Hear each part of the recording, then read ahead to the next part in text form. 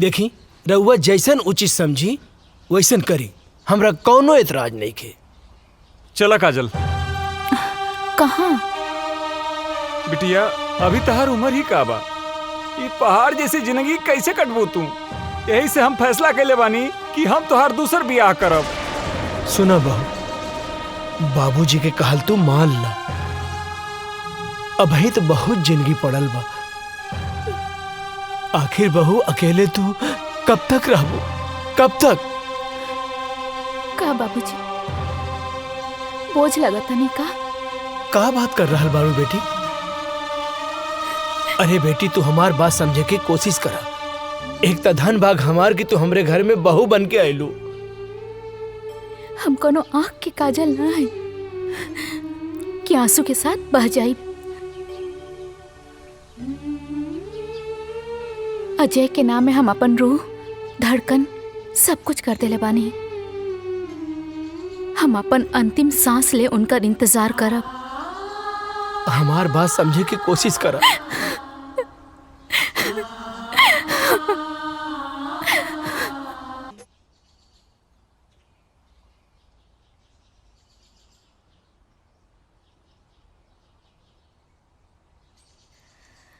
बहू,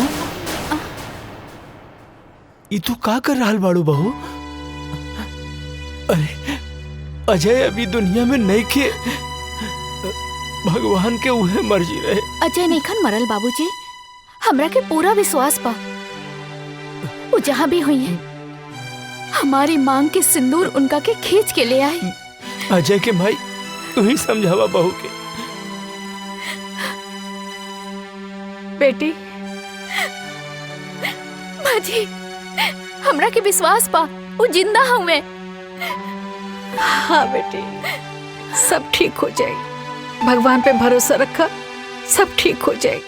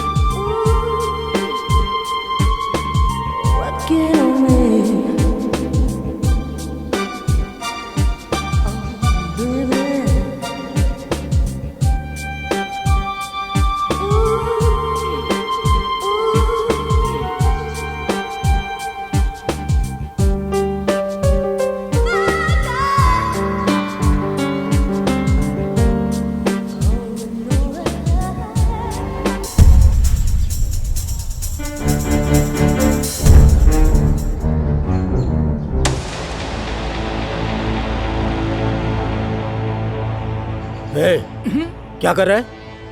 कुछ नहीं भाई। चल चल चल निकल।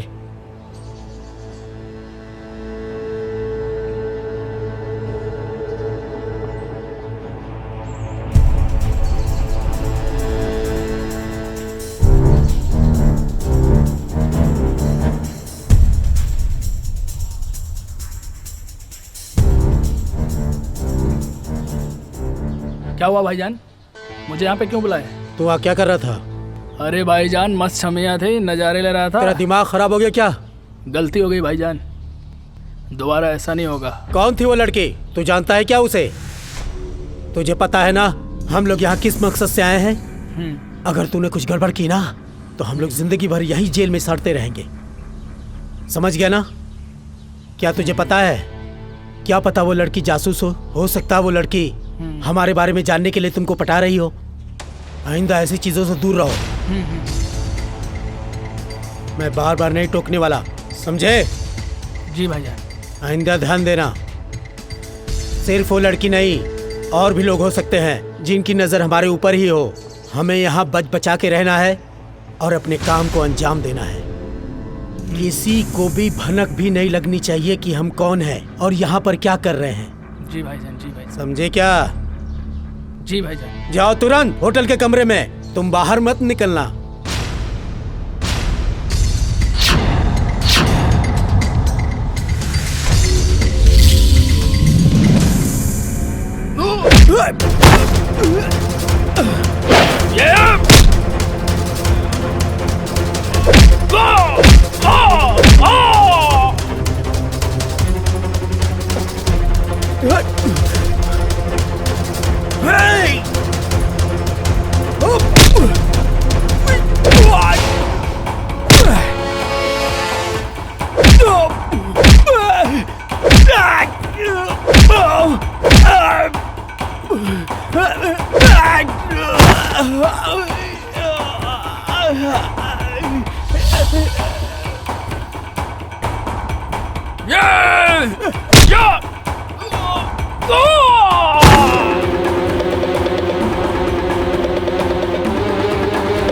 अबे भाग, ये मार देगी जान से।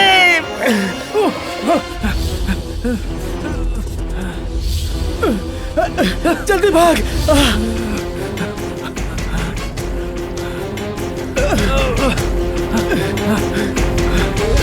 जल्दी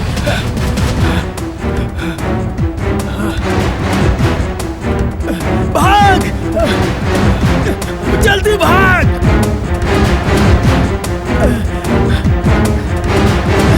भाग जल्दी, अबे भाग।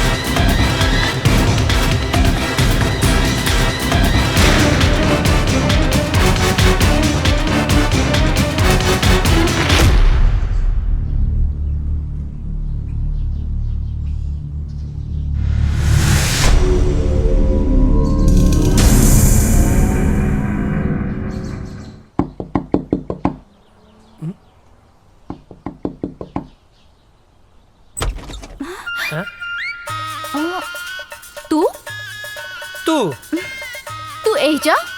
तू एजा? अरे लेकिन ये तो वर्मा चाचा के घर है ना? हाँ, उन्हीं के घर है, वो हमार बाबूजी हमें। अच्छा ठीक बा। हे पैर पिछले काहे? पहली दफे घरे आई लोग, दाहिना पैर आगे बढ़ावा ना।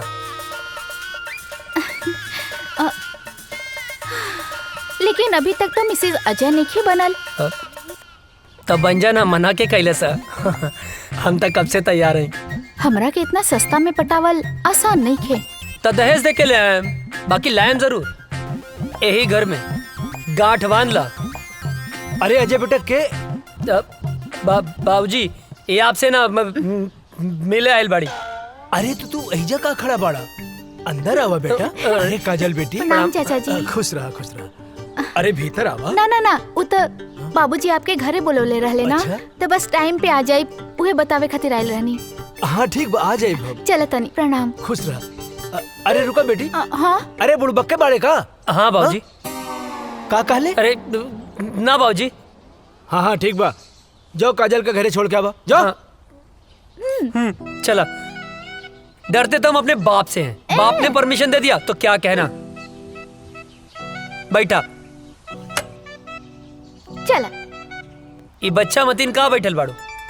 जवान हो गई लू, जवान मतीन बैठा ना। ठीक से तो बैठल बानी। जवान हो गई लू, फीलिंग नहीं किया आवत का। ए तार ढेर ना होता का? लेके चले के बता, लेके चला ना तो हम जाता नहीं। ए देवता रिसिया मत यार। बैठा। हमार मतलब है कि ऐसे बैठा कि हमरो मजा आवे और गियर भी बदल जाए। ठीक बा चला। Thank you.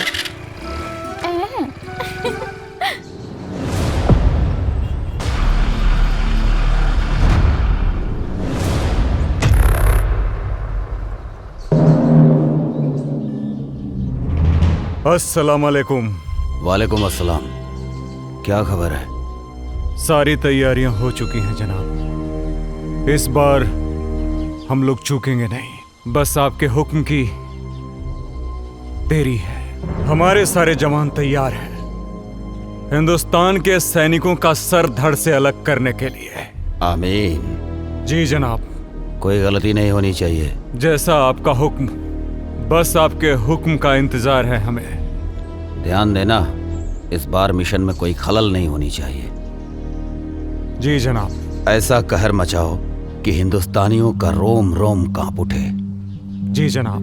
धमाका ऐसा हो कि हिंदुस्तानियों की आने वाली 7 पीढ़ियां थर्रा उठें। उनकी हदें उनको याद दिलाओ। जी जनाब। और जाओ मुनव्वर खान को भी ये इत्तला कर दो ताकि वो सारी तैयारियां शुरू कर सके। जाओ। जनाब आपका हुक्म सर आंखों पे।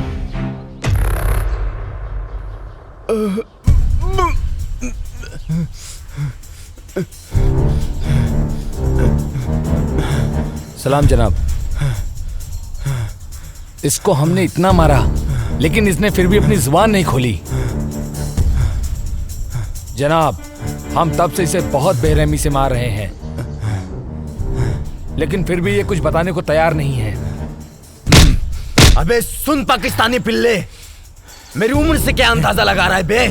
हमारे देश के नौजवानों में इतनी गर्मी है कि तेरे जैसे पाकिस्तानी झेल नहीं पाएंगे। अब तो तेरी गर्मी निकालनी ही पड़ेगी मुझे।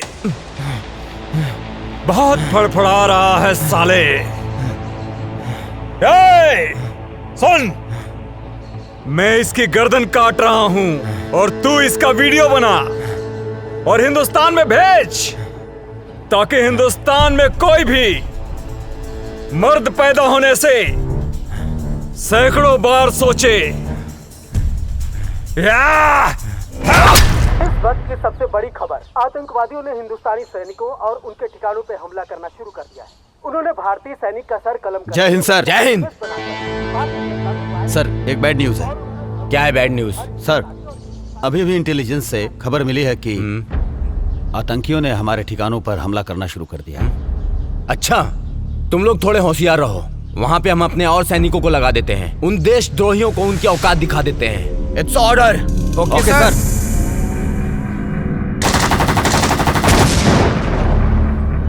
इस वक्त का सबसे ताजा खबर, आतंकवादियों ने हिंदुस्तानी सैनिकों और उनके ठिकानों पर हमला करना शुरू कर दिया है। उन्होंने एक भारतीय सैनिक का सर कलम करके उसका एमएमएस बनाकर भारतीय जनता में वायरल कर दिया है और उन्होंने धमकी दी है कि हर हिंदुस्तानी और हिंदुस्तानी सैनिक का यही हाल करेंगे जब तक उन्हें उनका पूरा हक नहीं मिल जाता। सेना प्रमुख ने आर्मी को पूरी तरह अलर्ट रहने का आदेश दिया है। इस हमले का जिम्मेदार आतंकी संगठन प्रमुख अजहर पठान माना जाता है। अजहर पठान आतंकियों का मुख्य कमांडर है। जी हाँ दोस्तों, ये वही अजहर पठान है जिसका आज तक किसी ने चेहरा नहीं देखा है। देश दुनिया की सारी ताकतों ने इसे पकड़ने का पूरा जोर लगा दिया है, लेकिन आज तक वो किसी के हाथ नहीं आया है। हाथ आने की बात तो दूर, किसी ने आज तक उसका चेहरा तक नहीं देखा है। सिर्फ लोगों में उसके नाम का खौफ है, अजहर पठान, अजहर पठान। अब देखते हैं हिंदुस्तानी सैनिक उनकी बुरी नजरों पर कैसे पानी फेरते हैं। आप बने रहिए हमारे साथ देश दुनिया की सारी खबरों के साथ।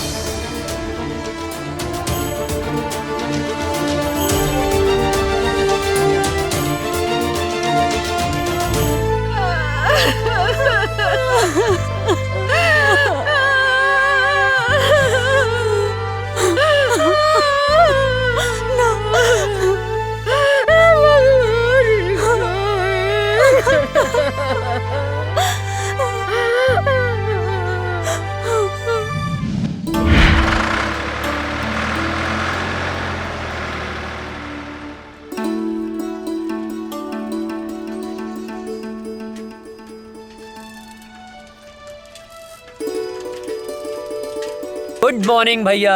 Good morning. ये साइकिल किस लिए? आप आगे आगे दौड़ेंगे, हम पीछे पीछे फॉलो करेंगे। अच्छा, ये साइकिल दीजिए तो। पर साइकिल का है। अरे दीजिए। दीजिए।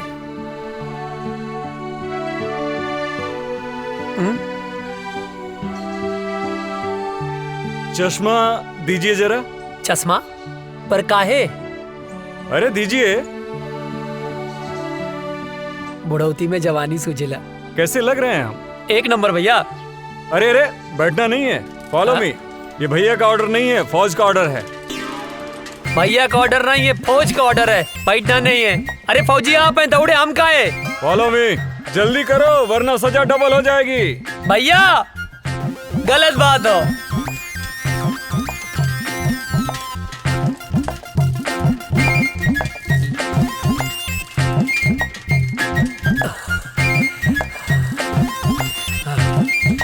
हम न दौड़ब ना, जा आगे, हम थक गए नहीं। दौड़ो उठ के। तू ही जा, हम ना जा। अरे उठ जा, क्या पता कब देश को तेरे जैसे जवान की जरूरत पड़ जाए।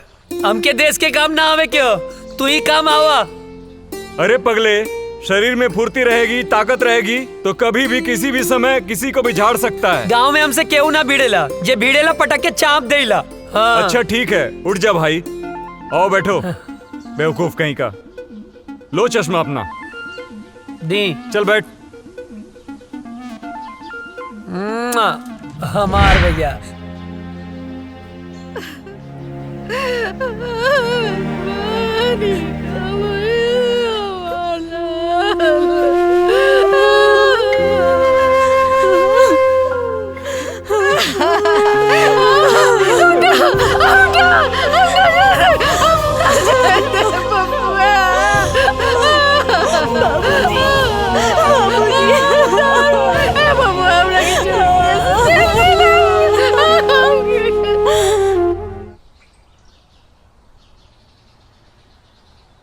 चाचा जी, ओ चाचा, का भेल चाचा, काहे रोवत बड़ा?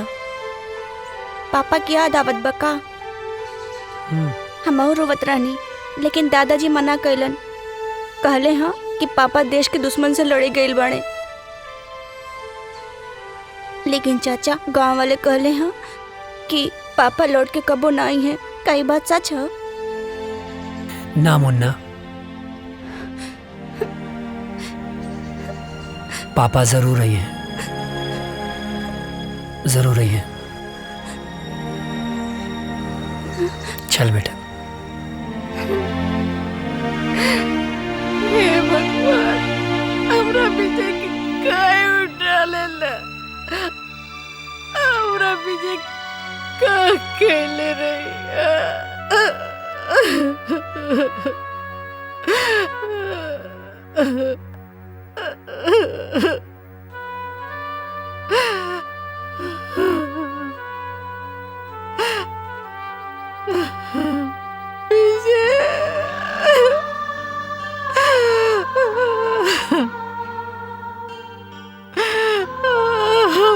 राम लखन की जड़ी टूट गई।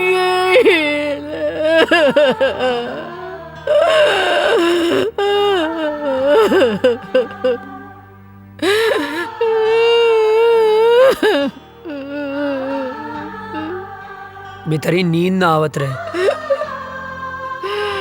तारा गोद में सो जाए। ये सब का हो गया बबुआ, ये सब का हो गया।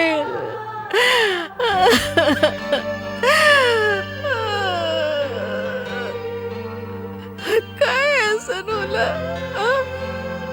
एक जमीन के टुकड़े खातिर भैया हमनी के छोड़ के ना गईले माई।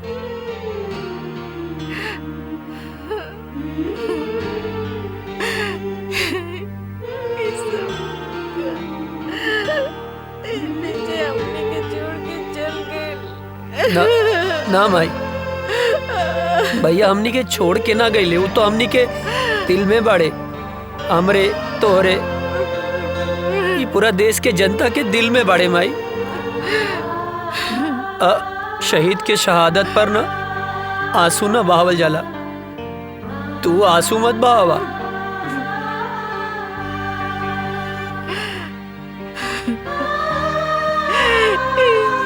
सब काय होला? काय होला? जमीन के चंद टुकड़ों खाती एक दूसरे को जान लेलस। काय पता ना, एक माई के कोकू कर देलस, हमर राम लगन की जोड़ी तोड़ देलस। पता ना माई, पता ना पड़ोसी मुल्क के हमनी के देश से कौन नाराजगी बा, पता ना। बबुआ तू हमरा के छोड़ के कहीं मत जाइए, हमरा के छोड़ के नहीं तो हम मर जाएंगे बबुआ। ना जाए माई, हमरा के छोड़ के ना जाए, मत जाइए। कभी ना जाए, कभी ना जाए भाई, कभी ना जाए।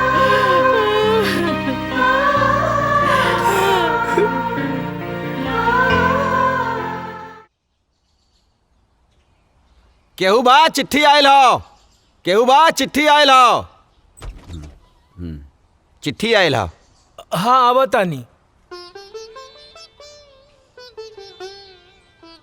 हैली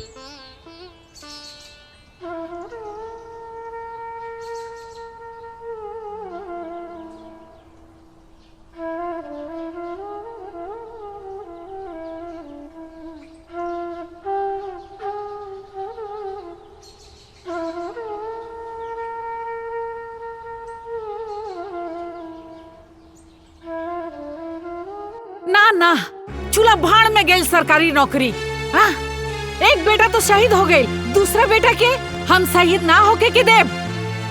सरकार अपन नौकरी अपन पास ही रखी, कह देता नहीं। हाँ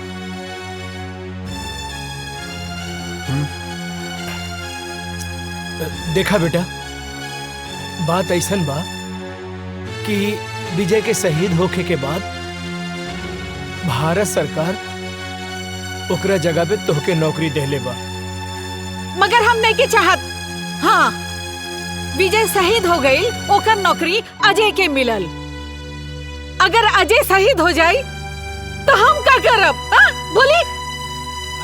अजय के माई, तोहरा दूगो बेटा बा तब इतना सोच रहल बाड़ू। हाँ अजय करी पूरा दुनिया माई बा, वो का सोचत हुई है? बोला कहीं तहरा के भगवान 10 गो बेटा देले रहतन नु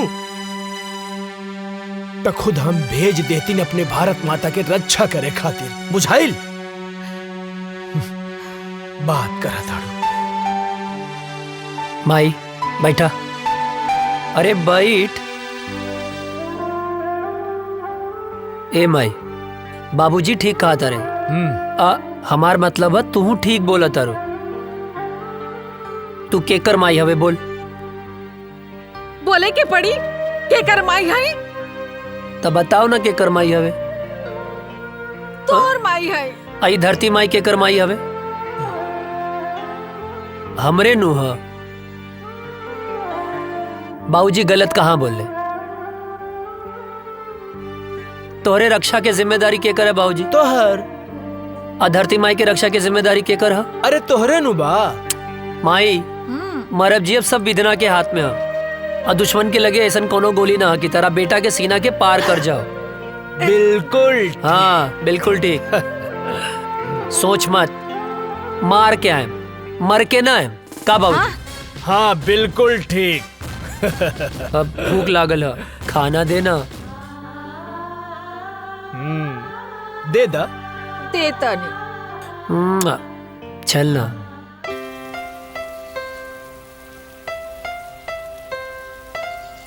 अजय, तोहार रेलवे में सिलेक्शन हो गई।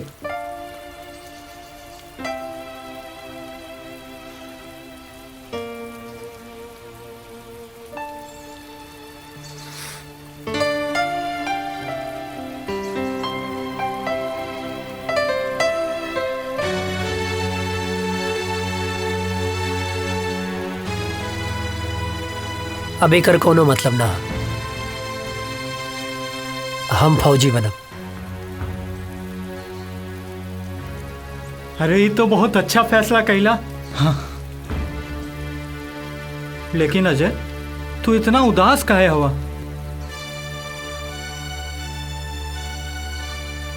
तोरा के विजय भैया के याद आवता ना? हाँ यार, बहुत याद आवता। अब ये उदासी के बोझा तू कब तक ढोईबा? देखा, जौन होके रहल तौन तो हो गए। शायद भगवान के यह मंजूर रहल। चाचा चाची, भौजी, भतीजा के समझावा, उनकर हिम्मत बना। अगर तू टूट जाइबा तो उन्हन के का होई? ठीक कहत वे यार। और वो काजल दिन रात तुरे याद में तड़पत बिया। तू तो फोन उठावे लेना। तू हमके अश्याम के फोन करेली बेर बेर।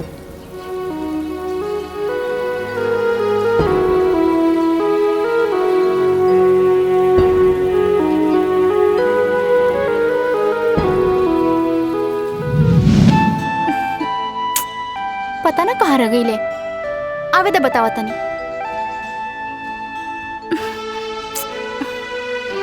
काजल आ गई नहीं? आहा, बहुत बड़ एहसान कर दिया ला आके। मतलब ई कि हम पूरा 2 घंटा 20 मिनट से तार इंतजार कर रहल बानी। बात तो सही कहा तारू। का बात तो सही कहा तारू? हाँ, लेफ्ट राइट करके तो हमार पैर दुखे लागल। पिराए लागल होई ना? हाँ, बहुत ज्यादा पिराता। और पता ना कहाँ कहाँ पिराता। कहाँ पिराता? यहाँ यहाँ और यहाँ। अरे यहाँ पिराता। एजा का देखा तेरा? यहाँ देखा। अब का बताएं, देख रहे हैं बड़ी फुर्सत से खुदा ने तुम्हें बनाया है। हाय, इतना हसीन मिट्टी कहाँ से लाया है?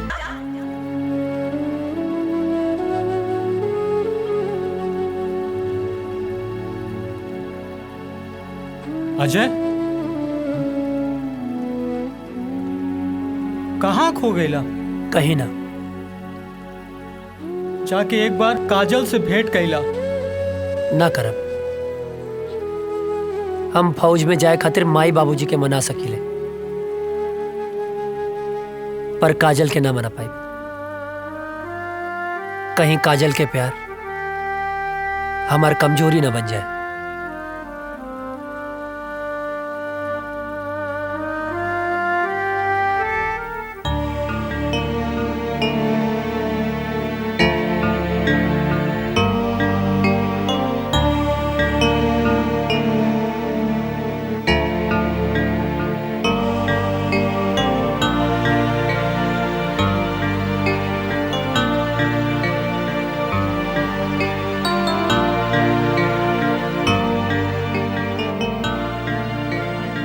बबुआ,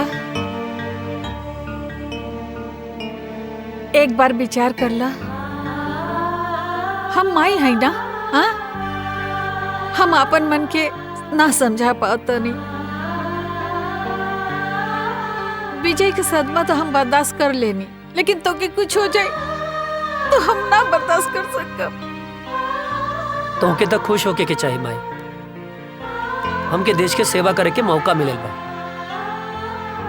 अब ऐसे ताक के ना हमके ब्लैकमेल मत करा। खुशी खुशी भेज ना यार।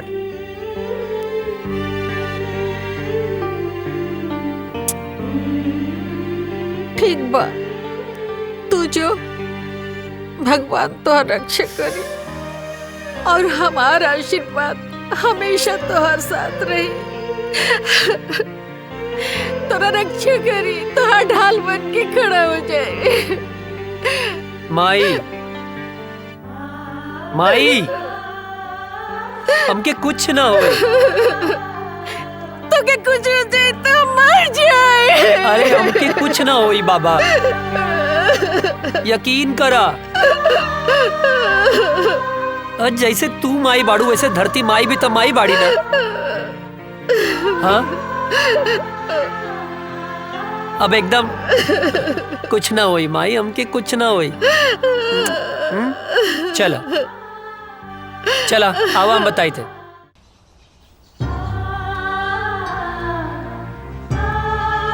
चला खुश रहें बाबू।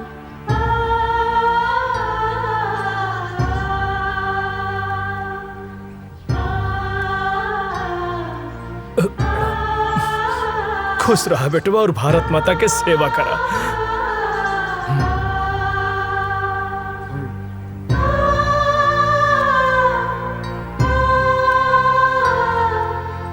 माई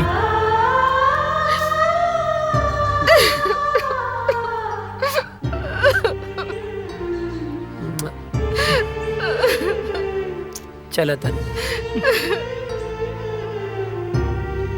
चला जल्दी लेट होता। चला जल्दी आ जाए।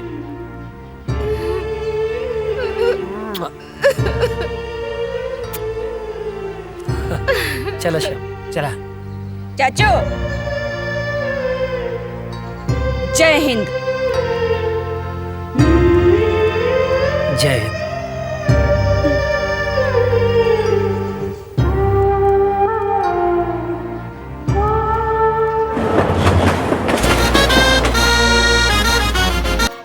तुम्हारी ट्रेनिंग पूरी हो चुकी है। थैंक यू सर।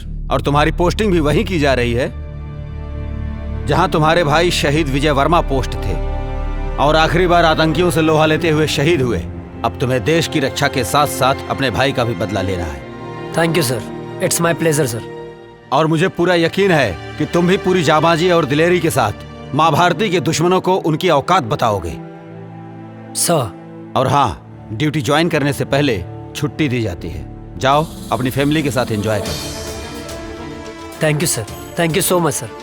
सर जय हिंद। प्रणाम बाबूजी। खुश रहा का हाल बा बेटा? बाबूजी ट्रेनिंग पूरा हो गई। तो बहुत बढ़िया बात। अब खुशी के बात ही बा कि कुछ दिन खातिर हम घरे आवतानी। अरे ये तो बहुत खुशी के बात बा। माई कहाँ बाड़ी? कहीं गई बाड़ी। बाबूजी बोला ना। ना रह दा, आके बताएं। ठीक। जी बाबूजी प्रणाम। खुश रहा। अरे विजय के माई, विजय के माई। जी। अरे जल्दी एक लोटा पानी लेके आवा, बहुत बड़ खुशखबरी बा। जी। जल्दी आवा, जल्दी आवा।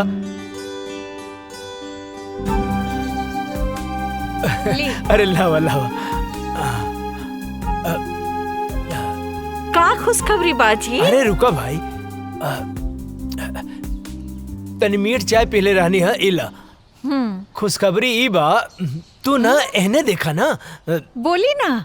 हमारा अजय के ट्रेनिंग खत्म हो गई और काले वहाँ से आ रहल बा। भगवान, ये तो बहुत ही अच्छा खबर बाजी। बानू अब तू जा, अब बढ़िया बढ़िया हमरा बेटा खातिर आज से बनावे के तैयारी कर दा खाए खातिर। जा तनी हमऊ खाए।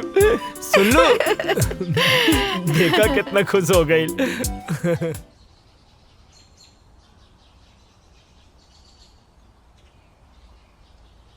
माई माई। अरे हे भगवान।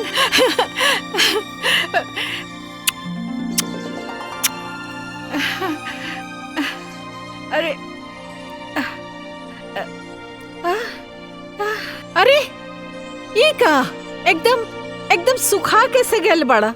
वहाँ कोनो प्रॉब्लम रहेगा? हाँ माई, बहुत बड़ प्रॉब्लम रहे। का जॉन पराठवा तू हमरा खातिर भेजत रहलू ना, वो हमार दुष्ट सूबेदार रस्तवे में खा लेत रहे। हट बदमाश। अरे हमार शेर बेटा आ गइल, वाह। अरे अजय के माई, खुश रहा खुश रहा। हाँ बेटा हमार शेर आ गइल।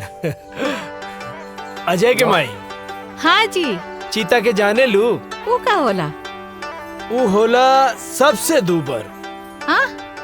बाकी एक बात सुन ला, सबसे आगे उहे रहेला, जैसे कि हमार बेटा। चाचा हमारा खातिर कर ले लह। तोहरे लिए। श्याम। हाँ दे। इला। अरे भाई हम पाकिस्तानी ना, ही सब पाकिस्तानी लोग का का दाय करिए कर हा। पप्पी। अभी ना इधर। यार भी। हाय शाबाश। इले। इतना सा तहु तो इतना सा बाड़े, जब बड़ हो जाइबे ऐसन वर्दी पा जाई त तोहरो के बड़गन मिल जाई। का बाबूजी? एकदम बिल्कुल ठीक। जा खेला। जब बना गाँव के शेर तू। और बाबूजी आप ठीक बानी ना? हाँ। अरे यार राजा दशरथ और कौशल्या माता और राम की मिलाप हो गई है तब तो चल के कुछ काम काज कर लिहल जाओ भाई साहब। ई का बगत रहे छोटन? हाँ चाचा कुछ काम है ना, जो यार अजय का अरे काम? आप काहे मारत अरे रहा? चाची कुछ जरूरी। पर आज कौन काम है? हाँ मैं इधर आता नहीं, हमारा कैसा मालूम बा कि तू इधर आता रहा, तोरा कैसा मालूम बा? हाँ हाँ, मत ढेर बोला मत। हाँ, हम कहते नहीं, चला चला चला रुक जा। अरे भाई चला। ड्रेस अरे चेंज, आवा, ड्रेस आवा। चेंज तो कर अरे लेते आवा हैं। ना। अरे चाचा जी अरे रे रे जो पता ना कौन काम रहे रे? कौन काम?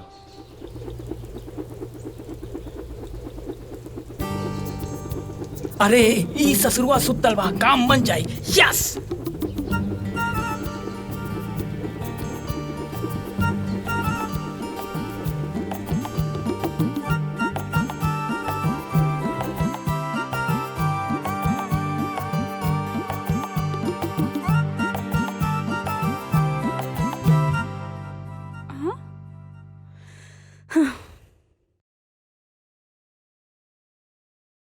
हे भगवान, कितना अच्छा सा झाड़ू लगावत तनी, फिर भी पता नहीं कहाँ से कागज आ जाता।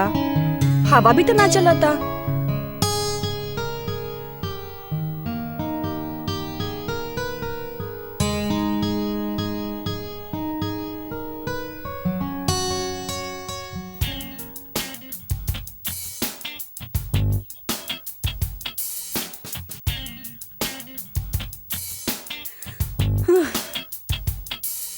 ई कहाँ से आ जाता? ई कुल तो साफ कर दिले रहनी अच्छे से।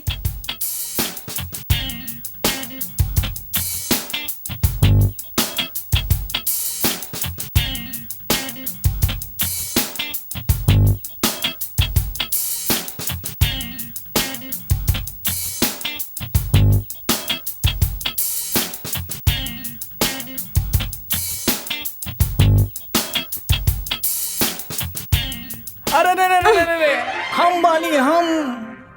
तू काहे हमारे घर में चोर खाने घुस गइल बाड़ा? चोरी से? अरे हम तो सीना जोरी से आयल बानी हो, तो हाल बाबूजी से हाथ मांगे आयल बानी।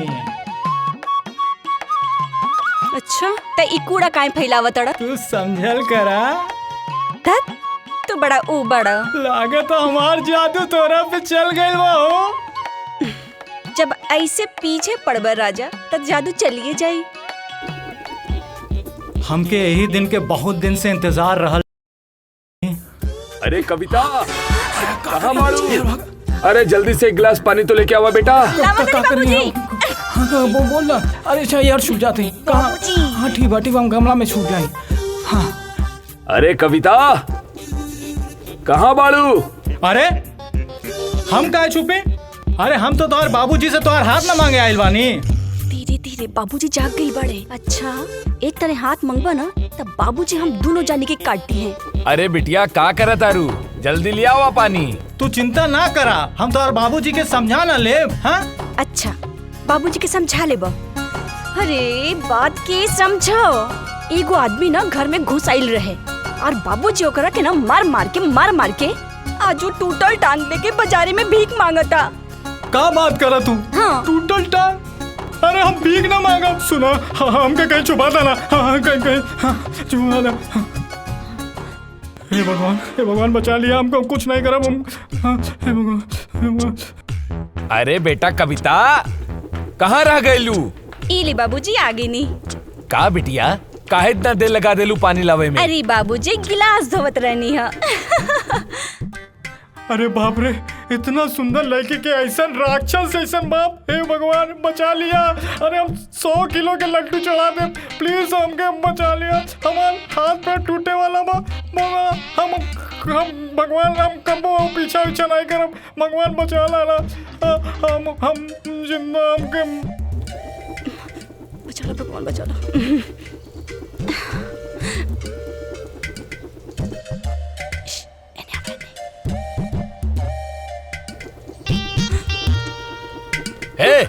क्या हरे रुक, अरे कहाँ तानी रुक जो, अरे कहाँ भागा था, रुक, अरे कहाँ तानी रुक जो, अरे के बड़ा,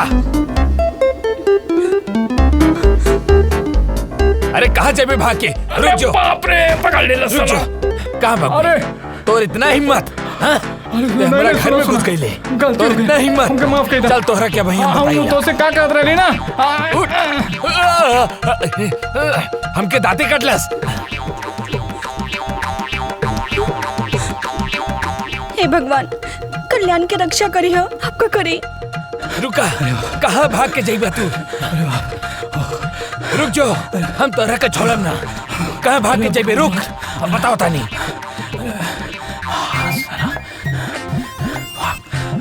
भाग जल्दी भाग।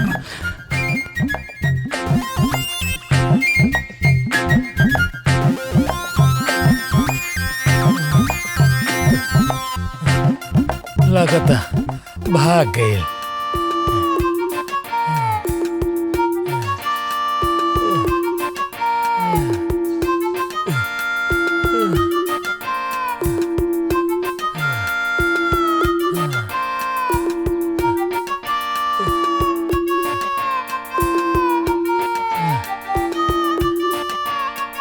लगता भाग गए। खैर वो हमके चाहे जब मिली हम ओकरा के छोड़म ना, चाहे जब मिली हम ओकरा के छोड़म ना।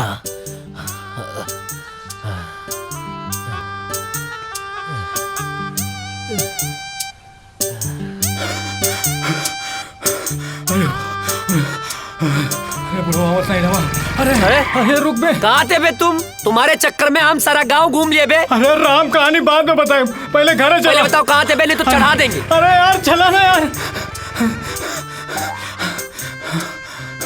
चवन्नी मुस्की। अरे यार चल ना यार। इन्हें से काहे निकले बे? तो यार चल बे यार यहाँ से, चल। आया मतलब बच गई ली, जय हो भगवान। आज छोड़ दिए बे, आगे नहीं छोड़ेंगे। पसीना छुड़ा। ओ गोरे गलिया वाली से, तिरछी अखियां वाली से, नैना चार हो गइल, का बताई तो से यरवा रे। मार खाने से बच गए बेटा आज तुम, वरना लात जूता मुंह का हाथ सब पड़ जाता। गोरी गलिया वाली से, तिरछी अखियां वाली से, नैना चार हो गइल, का बताई है। का भाई? पर भइल का रह रे? का करत रहली हम? अरे उस सब हम बाद में बताई। सरऊ मुहूर्त देख के बताइबा। हाँ। अरे बट ये सब तो बतिया अच्छा नहीं लगेला। पनिया से बचाएंगे बस। का बताई तो से यरवारे, हमरा प्यार हो गए। तो बताओ ना, मारत काहे बाड़े? चुप कर, खाना खाइबे? हाँ। ए माई, दू जगह खाना लेके आओ, हमरे साथे बुक्कड़ भी आइल बा। हाँ। फेमस हो गई ले बे। अच्छा। हाँ, हाथ धो ले।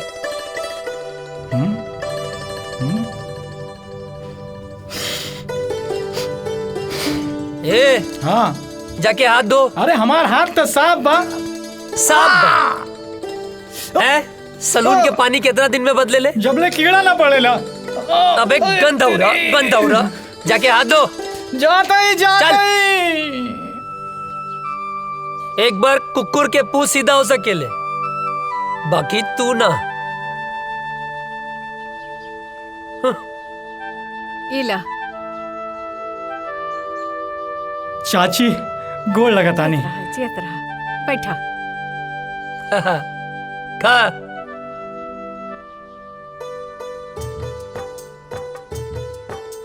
ए चाची, हम तो ठीक बानी, बाकी हमार बड़की भौजी कहाँ बानी? माई के गेलवाड़ी। हाँ, यही से तो खाना हमके पकावे के पड़ा था। तनी अजय के समझावा, जल्दी से ब्याह कर ले। हमरो के हाथ पटावे वाली चाहिए ना। वो नैहर गईली, छुटकी बहू आ जाई ता हमार साथे हाथ पटाई ना। हाँ, और नहीं तो का। और वैसे भी बुढ़ापा में काम कहाँ पावेला। ढेर ना होता। नहीं, बहाव के रोक, गति के धीमा कर। हाँ। ओकरा के काहे धमकावा ताड़े? हाँ, हम सब बुझी ले। अरे हमार माई यार, ड्यूटी और ब्यूटी, नौकरी मिलते ही ब्याह कर ले। नौकरी मिलते ब्याह कर ले। हर चीज के एगो टाइम होला। अरे तो हम कवन बुढ़ाता नहीं। हाँ, कहाँ बुढ़ात हूँ मैं? ऐ, चुप कर। माँ, आज ये तोर बाबूजी से हम बात करत नहीं, तोर ब्याह खातिर। माई, चुप। खाना खो, हम पानी लेके आवता नहीं। सब तोरे वजह से भइल बा। अरे बढ़िया तो बा। अरे फौजी बनने से पहले फौजी मिल जाए। अरे सराउ, जिंदगी गर्द मत करा। अरे तब प्यार से बोलना। बहाव के रोक, गति के धीमा कर।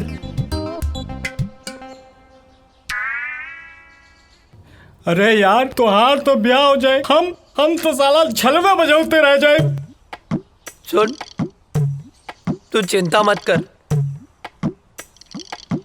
तू जिंदगी भर अस्तूरा न चले बे। ये कुकुर मुत्ता नियन शकल मत बनाओ। तोरा जान के का नाम है? सामान? अरे तोर प्राण रे। कविता। अगर हमार कविता के और पढ़ लेलस ना तो हम जान दे दे। तोर जान इतना सस्ता हो? कविता के अब तो से बियाह हम कराई। हमू देखा तानी के बीच में आवता नफरत और जंग में सब जायज होला। नहीं, जायज होला। खाना खा।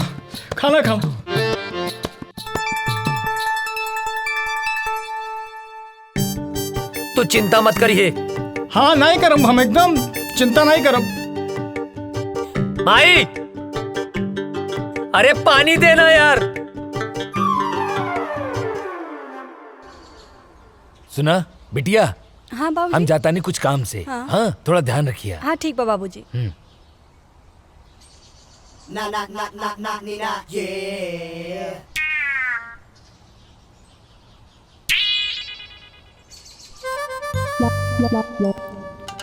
हमके कविता से मिलले बहुत दिन हो गए बा। आज जाके कविता से मिलब। हाँ, बढ़िया मौका बा, जाता नहीं।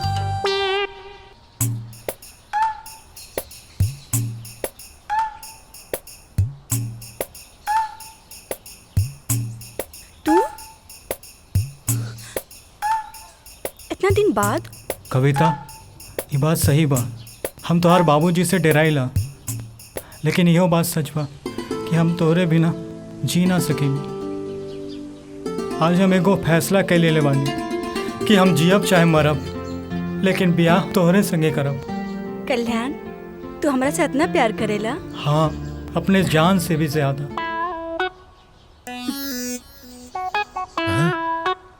तोहरा के जान ही देवे के पड़ी।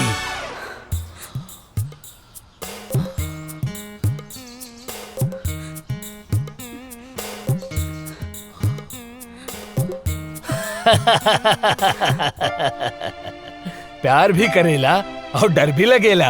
हाँ? हम दरअसल देखे के चाहत रानी कि तू हमरा बिटिया के सच्चा प्यार करेला कि नहीं। काहे से कि जे सच्चा प्यार करेला ना ओकरा में हिम्मत अपने आप आ जाला। और आज हम बहुत खुश बानी कि तू सच्चा प्यार करेला और हिम्मत दिखौला।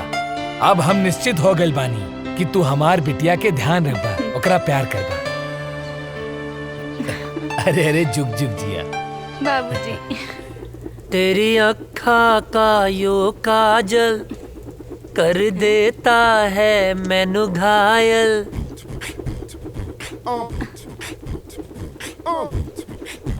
कहा रे हेने आओ। छोटा पटाखा बड़ा धमाका। हाँ? भाग यहाँ से भाग।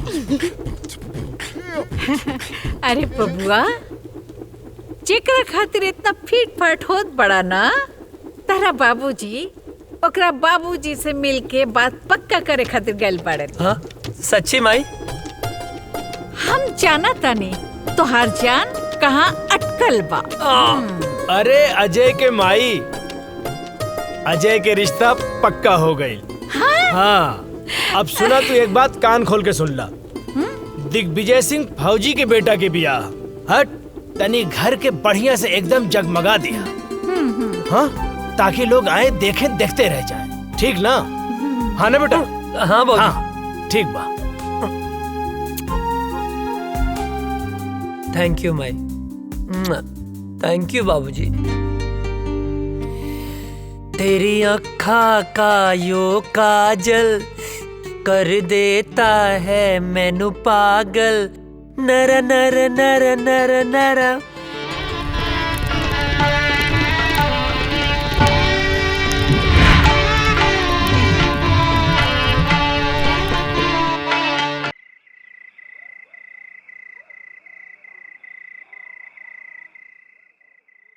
अजय, अजय। ए काजल, का भइल? काहे रोत तारू? तारा के लेवे खातिर कुछ जवान लोग आइल बड़े। वो काहे बदे? वो लोग कहते रे कि ऊपर से ऑर्डर बा, तारा के जाए के पड़ी। ए पगली, एहर देखा। अरे तय में इतना रोवे के कौन बात बा? ऑर्डरे नु आइल ह। हम फौजी हैं। जब जब ऑर्डर आई हमके देश के रक्षा खातिर जाए के पड़ी। आई तो हमार फर्ज है। तो हम का है? का हमरा खातिर तार कोनो फर्ज नहीं खे? देखा काजल, देश से अपन तुलना मत करा। एक जवान के लिए पहला फर्ज होकर यह रहेला कि वो पहले अपने देश की रक्षा करे। तू हमार प्राण हो। तुहार हर सांस हमरे सांस में बसेला। एहर देखा, हमार ताकत बना, कमजोरी मत बना। बनबू ना?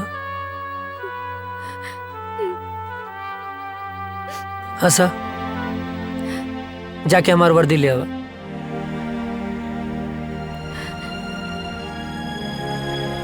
पगली कहीं के। हाँ मिश्रा। सॉरी अजय, हेडक्वार्टर से इमरजेंसी मैसेज आइल बा, आज ही निकले के बा। ठीक है। का ठीक बा? हाँ, का ठीक बा? आज ही तोर ब्याह भइल और आज ही ले जाए खातिर आ गेले। हम ना जाए देब। माई बात के समझल कर, इमरजेंसी मैसेज है। ना ना, हम ऐसा ना होके देब। अरे हमरा कटला से भी ना कटी। बाबूजी समझावा माई के। आज हिंदुस्तान के तरह बेटा के जरूरत बा। समझाई ना बाबूजी? का समझाई? अजय के माई, जेकर बेटा फौज में होला ओकर माई बाप के करेजा पे पत्थर रखे के पड़ेला। हंस के विदा करा बेटा के, हंस के घर वापस आई। समझल कर माई। हम फौजी हैं। हर बात पे रोल धोल ठीक ना होला। चला विशाल। अजय,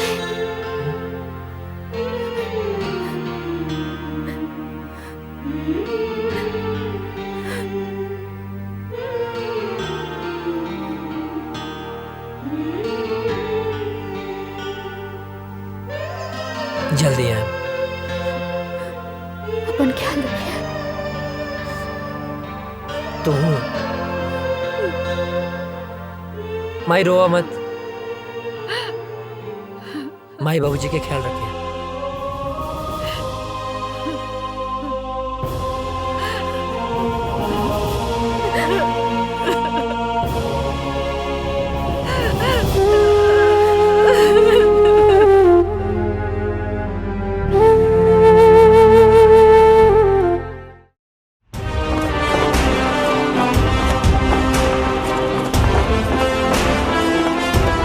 गांव का सफर कैसा रहा अजय? बहुत अच्छा सर। माँ और बाबूजी सब ठीक हैं? एकदम बढ़िया सर। चलो ठीक है, साइन करो और आज से ड्यूटी ज्वाइन सर।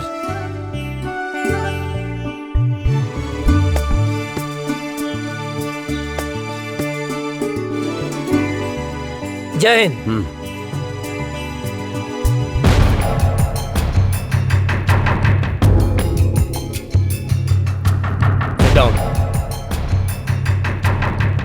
सर, अचानक इमरजेंसी मीटिंग बुलाने का मकसद? अभी अभी गुप्त सूत्रों से पता चला है कि ये पाकिस्तानी आतंकवादी हमारे देश के खिलाफ साजिश कर रहे हैं। सर, वो घुस चुके हैं तो पकड़े भी जाएंगे सर। और वो एक बड़े प्लान के साथ गुजरात, राजस्थान और कश्मीर के भीड़ भाड़ वाले इलाके में बमबारी करने वाले हैं। बहुत जल्द वो लोग उस प्लान को अंजाम देने वाले हैं। वो किसी भी हद तक जा सकते हैं जी। और आश्चर्य की बात यह है कि हमारे देश के ही कुछ लोग उनकी हेल्प कर रहे हैं। हमें चौकन्ना रहना होगा। वो हमारे देश के किसी भी कोने में हमला कर सकते हैं, तो हमें उन्हें किसी भी प्रकार से रोकना होगा। अजय सर, तुम पूरी तरह से अभी अलर्ट हो जाओ। सर। राम सिंह, तुम ऐसा करो, सीमा से सटे जंगल के इलाके में बटालियन के लिए सारी व्यवस्था उपलब्ध कराओ। जय हिंद सर।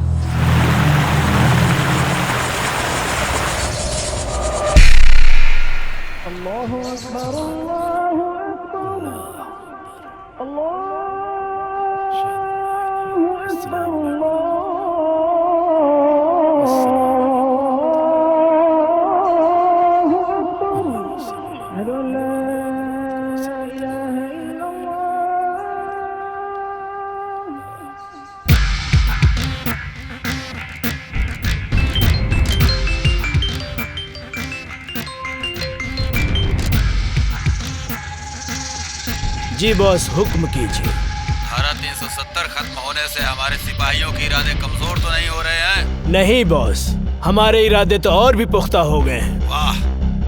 कश्मीर हमारा था, हमारा है, हमारा ही रहेगा। इंशाअल्लाह। आगाज तो उन्होंने किया था, खत्म हम करेंगे। बहुत खूब, आमीन।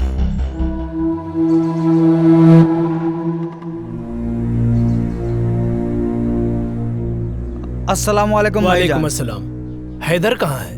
आ रहा है। सलाम वालेकुम भाईजान। वालेकुम अस्सलाम। हैदर। हाँ भाईजान। क्या हाल समाचार है? आर्मी में एक नया नौजवान ऑफिसर आया है, अजय वर्मा। ये वही विजय वर्मा का छोटा भाई है। विजय वर्मा भी आया था हमारे मंसूबे पर पानी फेरने के लिए। उसको तो हमने जहन्नुम में पहुंचा दिया। लग रहा है इसको भी इसके भाई के पास पहुंचाना पड़ेगा। अरे हम लोगों का तो बस एक ही मिशन है, कश्मीर की आजादी और पूरे हिंदुस्तान की बर्बादी। और इन हिंदुस्तानियों को हमारी ताकत का एहसास होना चाहिए। कश्मीर पाकिस्तान का पाक हिस्सा था जो हमसे धोखे से छीन लिया। हमारे शरीर में खून नहीं, बारूद है, बारूद। जो हमसे टकराएगा उसके चीथड़े चीथड़े उड़ जाएंगे। हमारे जीने का मकसद है कश्मीर की आजादी। नारे तकबीर, अल्लाहू अकबर, नारे तकबीर, अल्लाहू अकबर, नारे तकबीर, अल्लाहू अकबर।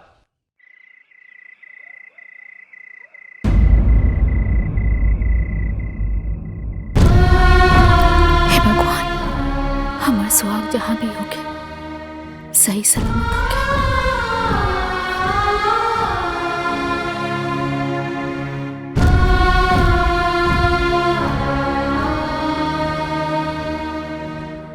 हे देवी मैया, हमारे बेटा की हिम्मत और हौसला दी।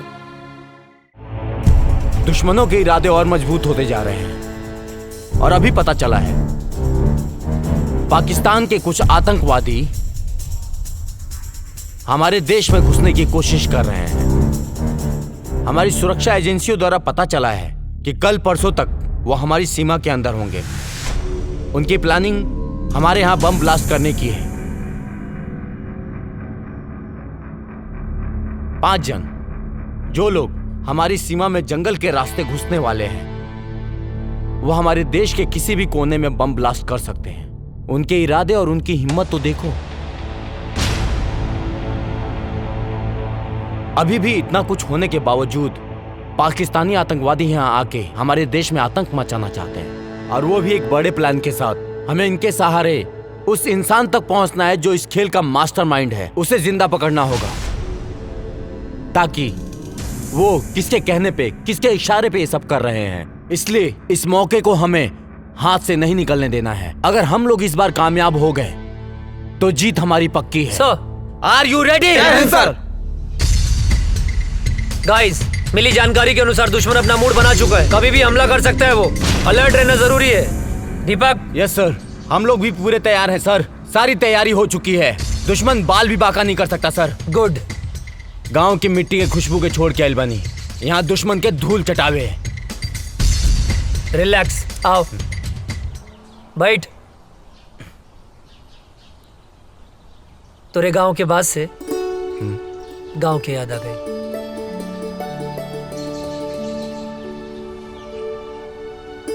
भाभी के फोटो का?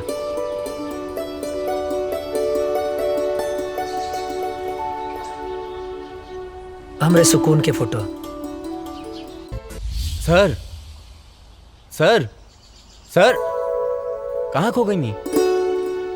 अपना सुकून के लगे, अपना गांव में। रिक्वेस्ट बा सर एगो। का बोला? हमके गाँव में जाए के बा सर। अच्छा ना? लइका भइल बा सर। ओह, बधाई हो। थैंक यू सर। सर, बड़े साहब से कह के थोड़ा छुट्टी दिलवा दी ना। छुट्टी मिल जाए तो की छुट्टी। खुश? मुनव्वर, अब बॉर्डर क्रॉस करने का वक्त आ गया है। हिंदुस्तान की सीमा में घुसने के बाद के सारे इंतजाम हो चुके हैं। बस तुम्हें बॉर्डर क्रॉस करते वक्त सावधानी बरतनी होगी। चारों तरफ हिंदुस्तानी सैनिक गश्त करते रहेंगे। बहुत संभल कर चलना होगा। हिंदुस्तान में हमारे लोग तुम्हारा इंतजार कर रहे हैं। बस तुम्हारे वहां पहुंचने की देरी है। मुझे तुम पर पूरा भरोसा है। तुम वहां पहुंचने के बाद अपने काम को अंजाम जरूर दोगे। इस बार हम काफिरों को सबक सिखा कर रहेंगे। खुदा हाफिज।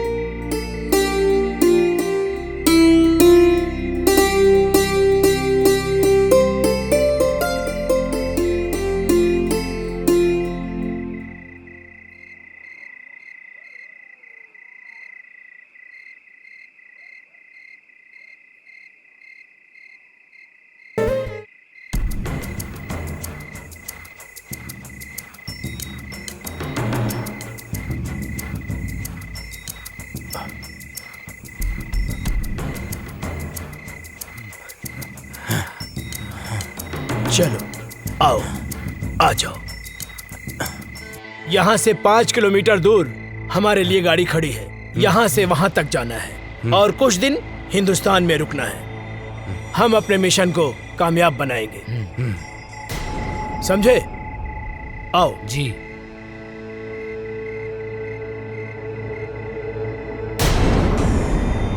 इस तरफ से आ जाओ।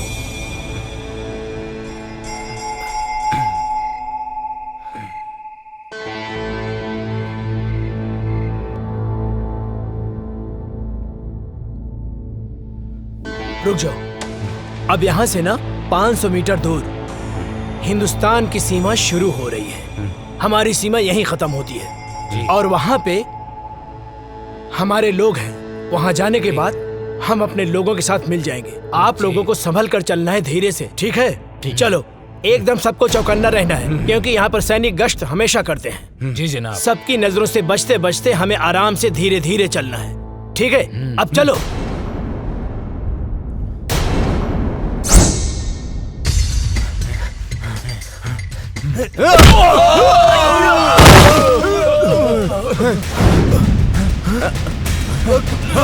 कहाँ गया? किधर गया? किधर गया? कौन है? कहाँ गया? किधर गया? चलो। जी जनाब।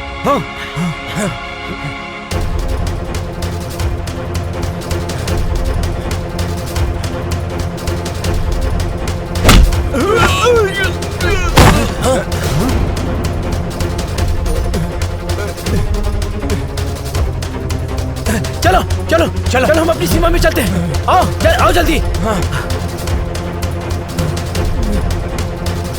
भूत भूत भूत, छोड़ो हमें, छोड़ो हमें। ये मेरा तौबा, मेरा अल्लाह का तौबा, मेरे बाबा का तौबा।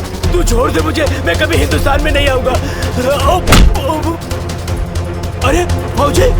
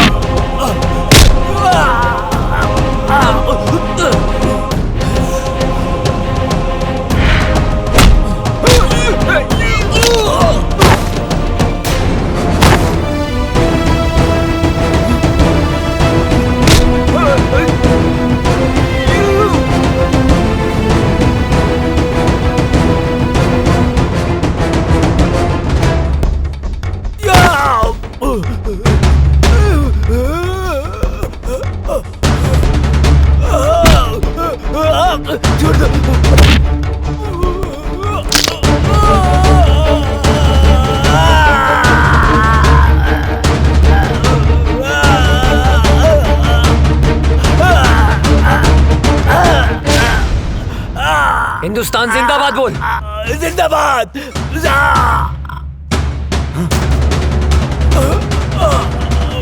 ना तुम लोगों का ईमान है, ना तुम लोगों का धर्म।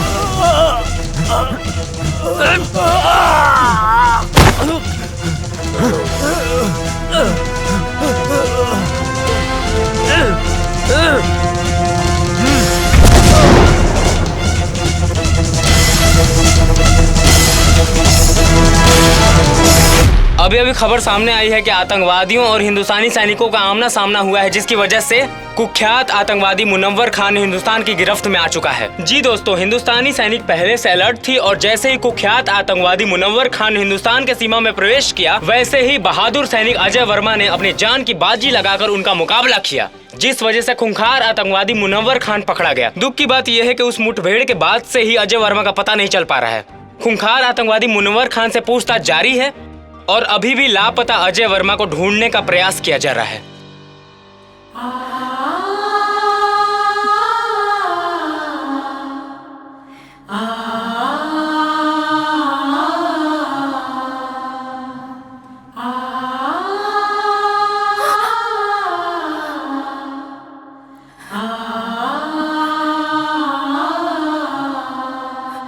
हे भगवान, हम सुहाग की रक्षा करिए।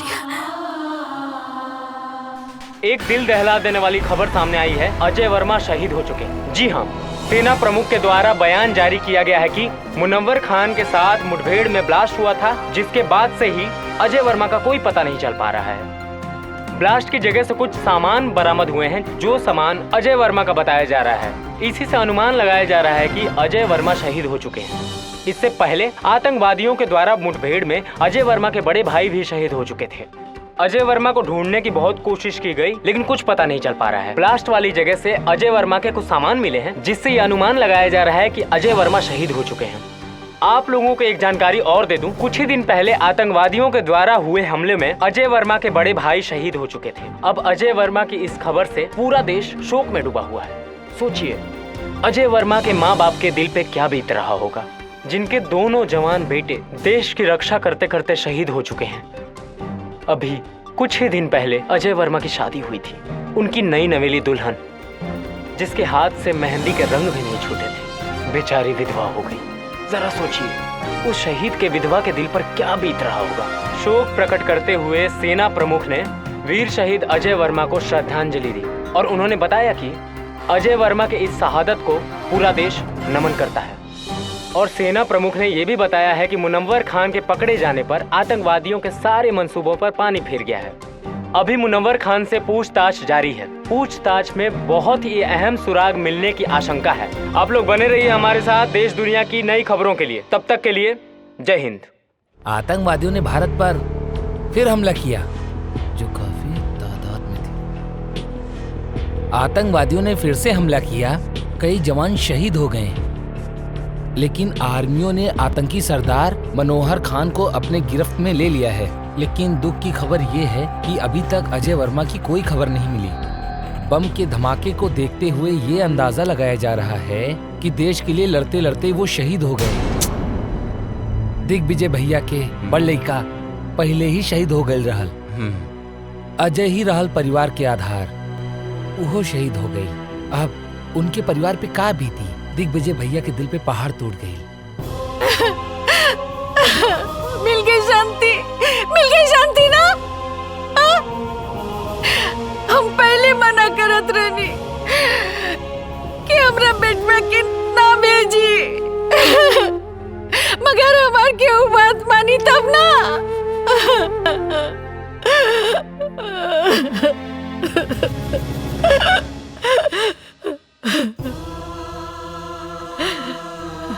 भाई, हमारे बेटा के लाश खेता दिखा दो।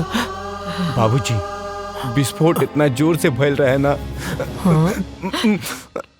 अजय के कुछ भी पता ना चलल।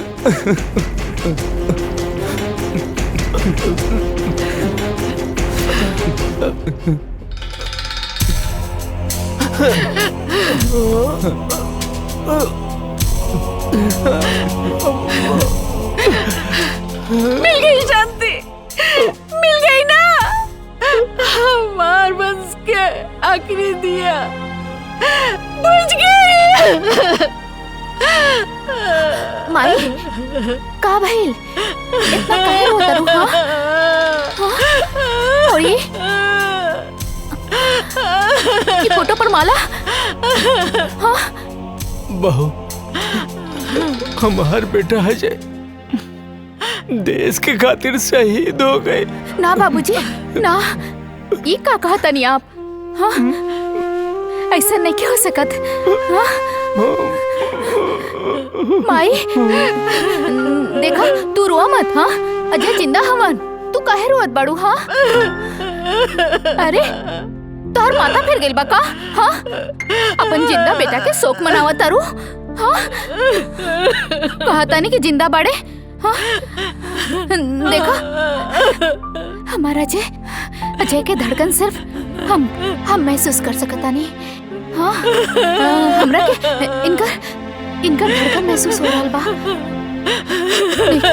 नहीं मान सकत, अजय जिंदा हुआ। बहुत हिम्मत बता हरामी, लेकिन अब हमार दोस्त अजय जिंदा नहीं खन, शहीद हो गए बाड़े। शर्म नहीं आवत? हाँ? एगो फौजी होके एगो जिंदा फौजी के शहीद बोला तारा? शहीद हो गई? हाँ? ना, वो शहीद नहीं हो सकत। कोनो दुश्मन के बम या गोली में इतना ताकत नहीं खे कि हमार सुहाग के हमरा से छीन ले। हाँ? माई, देखा, तू रोआ मत। हाँ? देखा, तू शांत हो जाओ। हाँ अजय आई है, जिंदा हुए अजय, वो जिंदा हुए, जिंदा बड़े। हाँ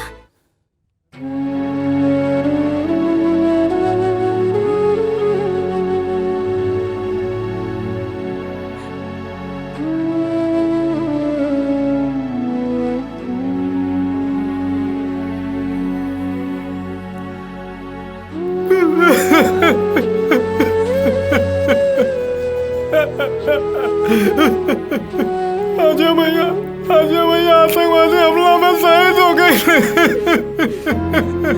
कल्याण मत रो, काहे कि ये भगवान की मंजूर रहे।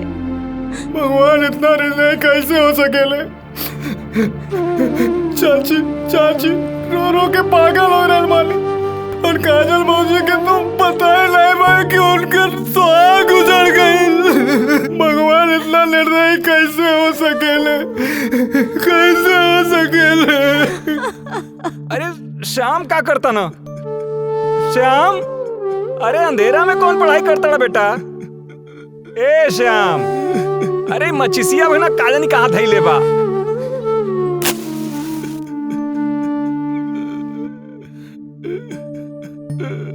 अरे इधर रोता श्याम, का भइल बेटा? काहे रोता बेटा? का भइल? का भइल का? वो अजय बोलत रहे कि आतंकवादी हम तोहरा के ना छोड़ब, तो ओकरा के ना छोड़े के चाहत रहे ना, तो हमके काहे जोड़ के चल गइल? हम तो ओकर यार रहनी ना, गद्दार थोड़ो है जो हमके छोड़ के चल गए। बेटा तू ठीक कह रहा बड़ा बेटा। बेटा मत रो बेटा, हम तुम्हारे साथ पानी बेटा, हम तुम्हारे साथ पानी बेटा, मत रो बेटा, चुप रह बेटा, शांत हो जा।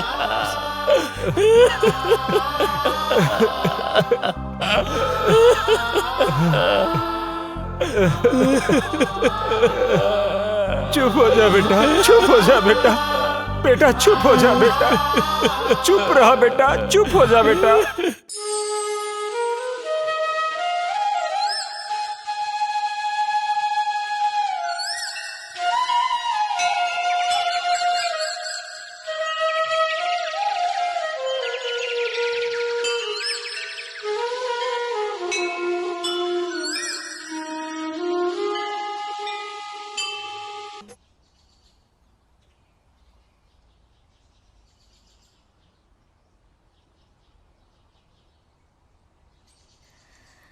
बहू,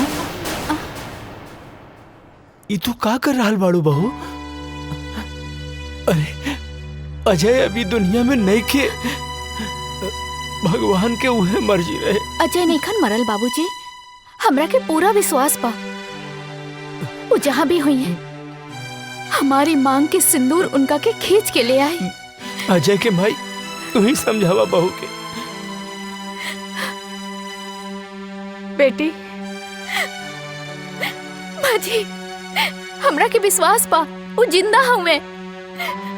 हाँ बेटी, सब ठीक हो जाएगी, भगवान पे भरोसा रखा, सब ठीक हो जाएगी। रउआ बिल्कुल ठीक कहा तानी। देखी रउआ जैसन उचित समझी वैसन करी, हमरा कौनो एतराज नहीं के। चला काजल। कहाँ? बिटिया अभी तहार उम्र ही का बा, ये पहाड़ जैसी जिंदगी कैसे कटबू तू? यही से हम फैसला कैले बानी कि हम तोहार दूसर बियाह करब। सुना बहू, बाबूजी के कहल तू मान ला, अभी तो बहुत जिंदगी पड़ल बा।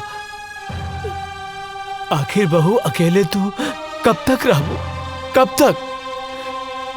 का बाबूजी बोझ लगता नहीं का बात कर रहा बारू बेटी?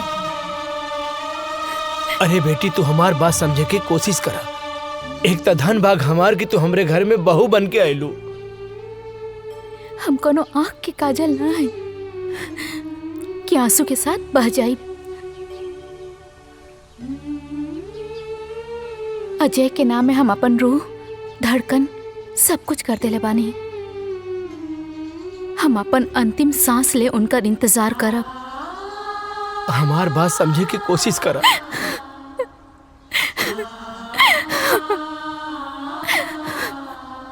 मुनव्वर खान, सच सच बता, बता कौन है तेरा बॉस और कहां कहां तुम लोग की प्लानिंग है ब्लास्ट करने की। तू ऐसे नहीं बताएगा। लगता है तुम्हें हिंदुस्तानी आर्मी का पावर दिखाना पड़ेगा। मुनव्वर खान, तू हिंदुस्तानी फौज के कब्जे में है। आज हिंदुस्तानी फौज तेरे साथ क्या सलूक करेगी तू सोच भी नहीं सकता है। बता सच सच, बोल तेरा बॉस कौन है? बोल बोल बोल।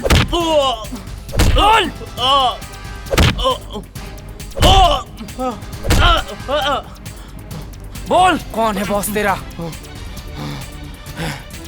ए फौजी, तू ना चाहे मेरी जान ले लेगा ना तो भी नहीं बता सकता मैं, समझा?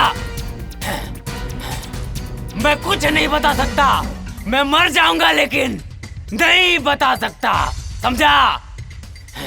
तू ऐसे नहीं मानेगा, तुझे 3rd डिग्री देना ही पड़ेगा। बोल कौन है बॉस तेरा और क्या मकसद है तुम लोगों का? नहीं बता सकता। चल जुबैर, फोन लाओ।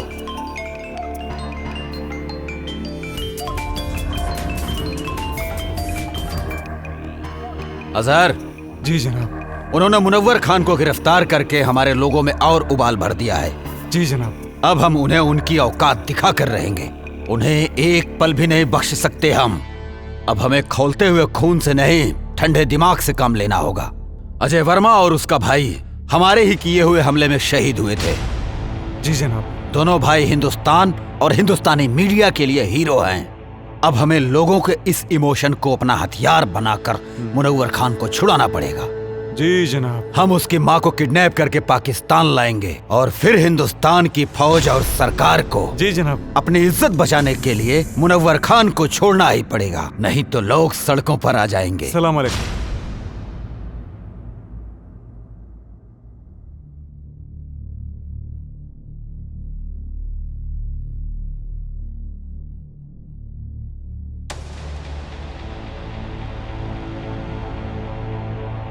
हे देवी मैया, हमार कलेजा के टुकड़ा के काहे छीन ले लो। ओकरा बिना कैसे जी, ओकरा बिना हम कैसे जिया तानी माई? हम मर जाए, अब हम मर जाए। हाँ, हमरा लाल के साथ का कहलू, ओकरा के कुछ कैसे हो गल मैया? तू तो पूरा संसार के माता बड़ो, तू तो जाने लू। ओकरा बिना काजल कैसे रही माई? हमरा परिवार के पुकार तो तू सुन सकेलू ना माई? हाँ, तू तो जाने लो, ओकरे बिना हम ना रह सकब। ओकरे के कुछ कैसे हो गए? हम मर जाए, हम मर जाए, हम ओकरे बिना ना रह सकब। हमार बच्चे के लौटा दी माई। तू तो माई बड़ो, हमो माई है। हमार दिल के टुकड़े के लौटा दी।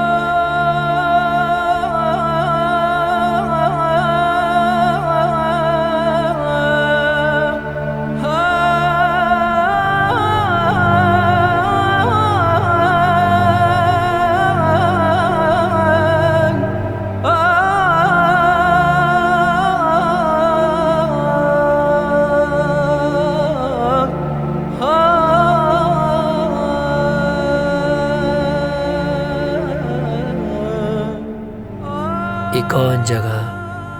पाकिस्तान है।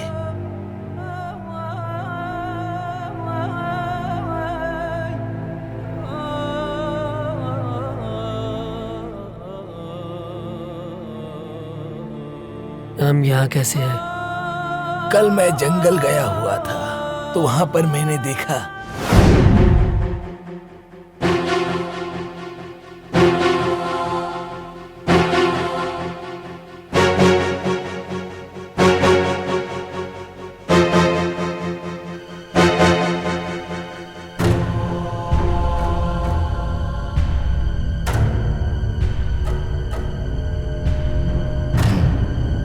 ये कौन है?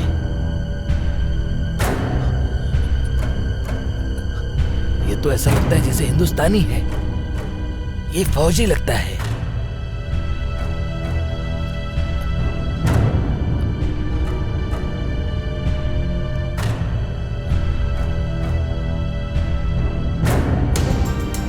इसे हमें बचाना होगा। अगर किसी ने देख लिया तो प्रॉब्लम हो जाएगी। वैसे भी हिंदुस्तान पाकिस्तान एक ही तो था। कुछ लोगों ने इसको बांट दिया। या अल्लाह। 6 महीना बाद भी हमके होश आ गए। अबले हम जिंदा हैं। जरूर कोनो खास मकसद। हमरे वतन के साथ साथ हमार माई काजल भी हमारे इंतजार करत हुई हैं। हमके जल्द से जल्द अपने वतन लौटे के पड़ी।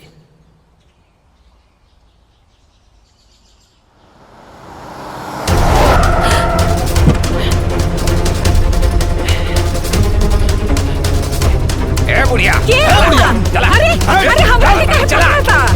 अरे छोड़ा। हम का कहनी? हमरा ले जाता रहा। अरे कहां है? चल गाड़ी में चल।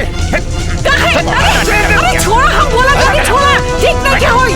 छोड़ दा हमरा के। अरे हम बोला था कि हमरा के छोड़। चुपचाप बैठ। ए गाड़ी चला। अरे छोड़ा हमरा के। हमरा क्या के हो? अरे बता रहे बुढ़िया बहुत बुढ़िया रे।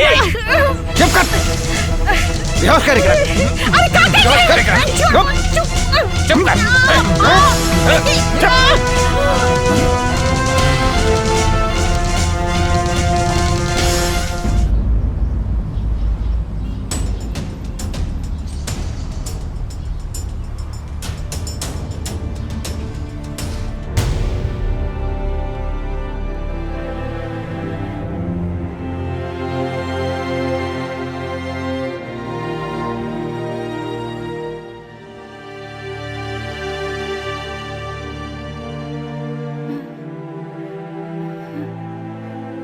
ये हम कहाँ बनी? हम ये जब बानल काहे बनी? अरे क्यों बा? अरे हमरा के बचावा, हमरा के यहाँ से छुड़ा के ले जावा हो। हे भगवान, हमरा के छुड़ावा। अरे हमरा के बचावा इन लोगन से।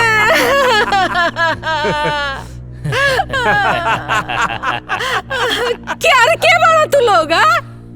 काहे के हमरा के यहाँ ले आल बड़ा? का कहने वाली तोरी के? चुप बुढ़िया। बताता हूँ कि तुझे क्यों लाया हूँ यहाँ। तुम्हारे दोनों बेटों को अपने आदमियों से मरवाया था मैंने।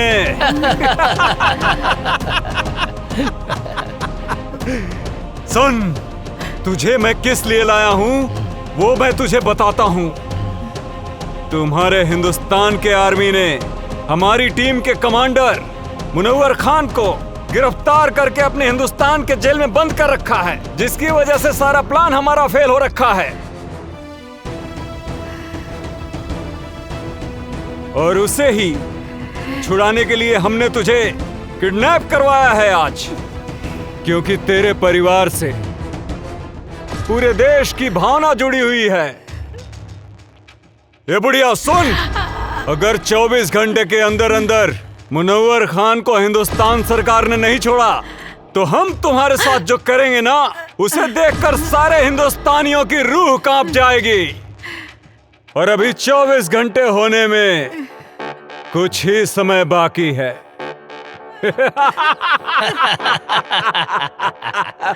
इधर वक्त खत्म हुआ और तुम्हारा वीडियो वायरल।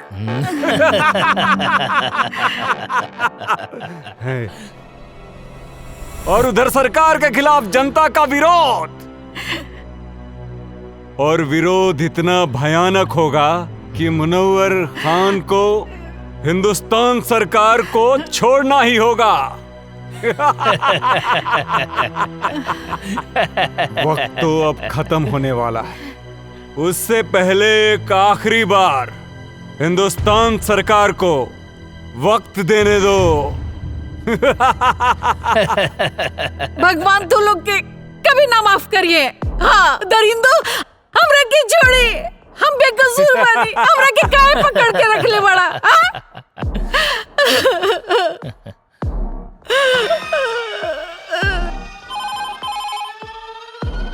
हेलो, कौन? कैप्टन, क्या हुआ? कब छोड़ रहे हो मुनव्वर खान को? वक्त का ख्याल करो। तुम्हारे पास अब सिर्फ 30 मिनट बचे हुए हैं। और सुन, अगर इन 30 मिनट में तूने हमें कोई सूचना नहीं दी तो तू सोच भी नहीं सकता है कि अजय वर्मा की मां के साथ क्या क्या हो सकता है। बकवास बंद करो। क्या सबूत है कि शहीद अजय वर्मा की मां तुम्हारे कब्जे में है? ले सुन, हमरी खातिर कोनो समझौता मत करिए। और हाँ, मैं आखिरी बार बता रहा हूँ, वो वीडियो तेरे हिंदुस्तान की पूरी मीडिया में वायरल कर दूंगा मैं। ठीक है, हमें गृह मंत्री जी से बात करनी होगी। मत छोड़िए मुनव्वर खान के। चुप बुढ़िया, बहुत चपर चपर करती है। जय हिंद सर। सर, आतंकियों ने मुनव्वर खान को छुड़ाने के लिए शहीद अजय वर्मा की मां को किडनैप कर लिया है। जल्दी एक्शन लेना पड़ेगा सर। जब तक मैं न कहूं कोई कदम मत उठाना। ओके सर। इस मसले का हल सोच समझ के करना पड़ेगा। और हाँ, इसकी जानकारी लीक नहीं होनी चाहिए। मेरे अगले कॉल आने तक का इंतजार करो। ओके सर। जय हिंद सर। हेलो अजहर, क्या खबर है? जी हुजूर। हिंदुस्तानी फौज कब रिहा कर रही है मुनव्वर को? जनाब, अभी कोई खबर नहीं आई है मुनव्वर खान को छूटने की। फिक्र मत करो, खबर जरूर आएगी, क्योंकि वो बुढ़िया हमारे कब्जे में है। इस बुढ़िया को हम लोगों ने बांध के रखा है। अगर मुनव्वर खान को नहीं छोड़ा तो हम लोग आगे की कार्रवाई शुरू करेंगे। बहुत खूब, सारे सिपाहियों को चौकन्ना रखो, बस हम भी वहाँ पहुँच ही रहे। हमें आपका इंतजार है।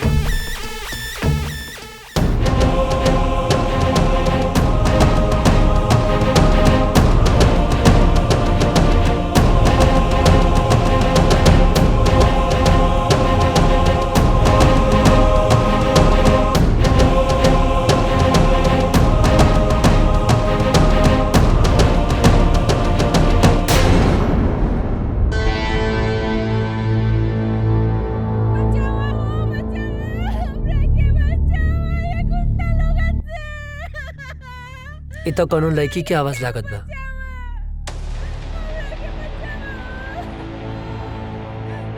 ना, हमें चक्कर में ना पड़ सकीला, न तो लोग के पता चल जाए कि हम इंडियन हैं। लागत है ज्यादा मुसीबत में बाड़ी। का करी भगवान?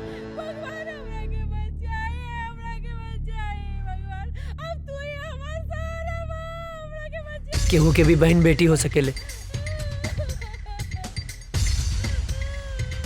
ओकर रक्षा करब हमार फर्ज है, हमार फर्ज है। हमरा मदद करी, हमरा के बचाए। इतना माई बाड़ी, हमरा के बांध के रखल बा, हमरा के बचाए।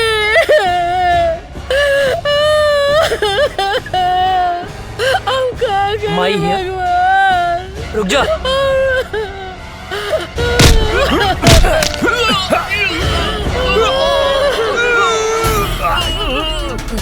अजय! अजय! बाबा जिंदा बड़ा! हे भगवान! क्या लगलो?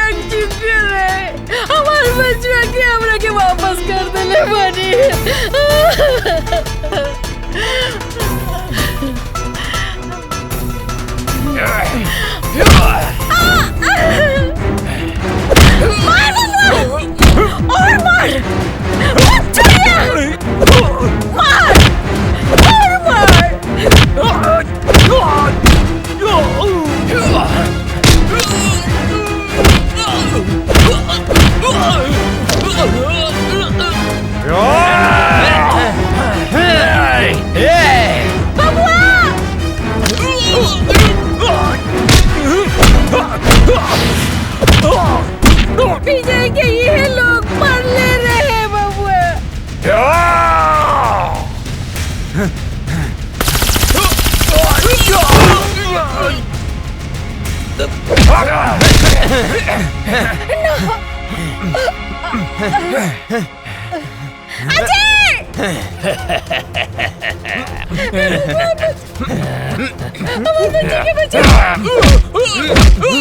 मत छोड़िए, हम एक फौजी के माई हाई। मार बेटा, इन्हीं के छोड़िए मत। कूद के।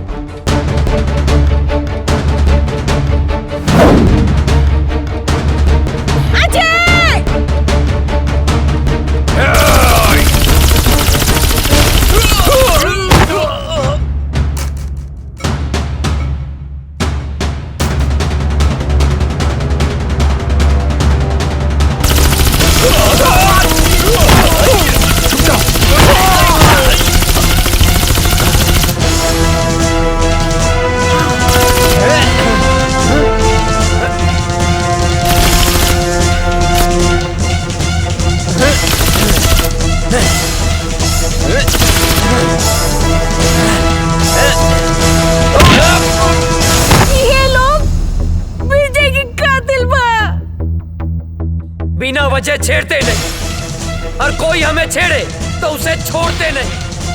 फाड़ दे कलेजा दुश्मन के घर में, हिंदुस्तानी उसे कहते हैं।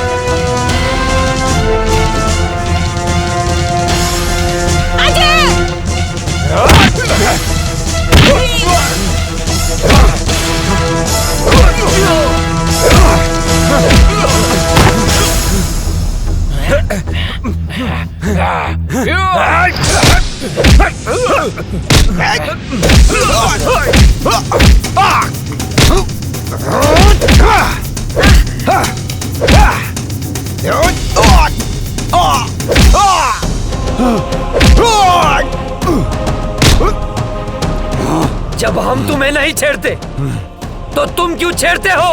कश्मीर क्यों नहीं छोड़ते? कश्मीर हमारा है। तुम एक मुनव्वर मारोगे तो 100 मुनव्वर पैदा होंगे। तुम एक मुनव्वर मारोगे तो लाख पैदा होंगे। लाख!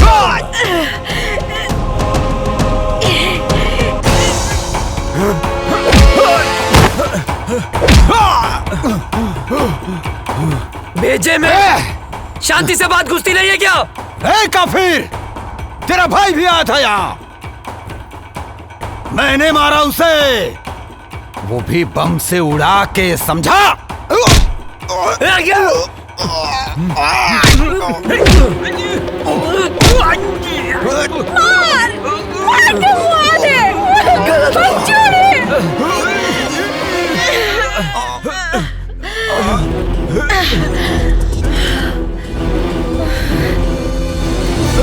तुझे क्या लगा मेरे भाई को मार के सांस बंद कर दूंगा तेरी, जान ले लूंगा तेरी, तेरे इसी पाकिस्तान में मार डालूंगा तुझे। हिंदुस्तानी हूँ मैं अजय, हिंदुस्तानी हूँ मैं, हिंदुस्तानी। अजय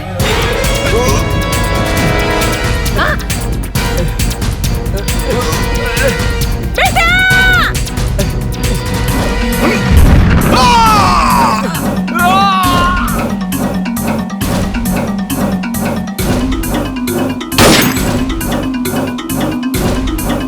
माई, ए माई, माई, ए माई, ए माई उठना, देखना तोर बेटा गेल माई। ए माई उठना माई, आँख खोलना। हाँ माई, अजय तोर बेटा। अजय बेटा, हम काले रानी ना के हम आ जाए, देख आ गए नीना। कहाँ रहला माई के छोड़ के इतना दिन? गलती हो गई माई, गलती हो गई। जाना तेरा तोहर बाबूजी, काजल बिटिया, तोहर भाभी, तोहर भतीजिया चिंटू, यहाँ तक के पूरा गांव हमार बबुआ के हमारा अजय के इंतजार करत रही। बेटा तू हमने के छोड़ के कहाँ गई? कहीं न जाए माई।